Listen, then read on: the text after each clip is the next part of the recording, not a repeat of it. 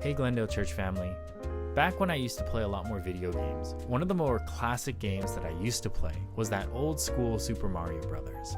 You know, the 2D Mario jumping through the different stages, jumping on different Goombas and turtles, getting power-ups, and making your way through both the easy and difficult stages to eventually save Princess Peach. Now, I'm pretty sure I've completed this game on multiple occasions, but I remember the first few times that I played when I was really young, it was not easy. In fact, it was frustrating. Very, very frustrating.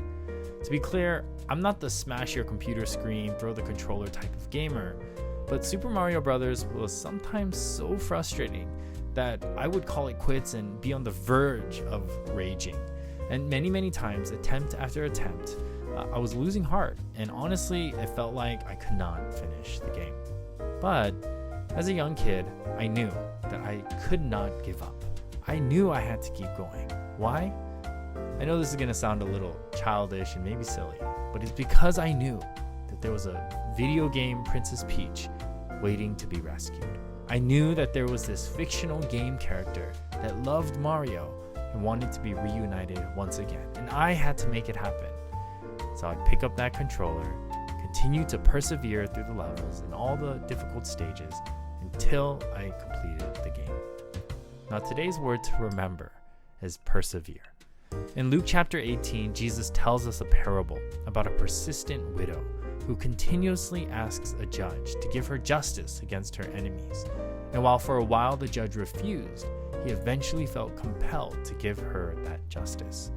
Luke 18:1 tells us the reason why he told this parable.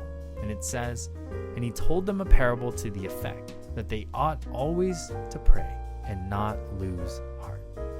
I think it's really common for us as humans to lose heart, especially when things don't work out the way we expect or want them to. And I think as Christians, the same can be said about prayer. We are always told to pray, right? To pray consistently and to persist in our prayers. But what happens when God doesn't answer our prayers? It can be a few things, right? Maybe we're praying for our own will and not His. Maybe we're praying for our wants and not necessarily our needs. Or maybe it's not in God's timing that our prayers are to be answered. But regardless of whatever reason might be, the one thing we can always remember is that on the other side of our prayers is a God that truly cares and wants to hear our concerns.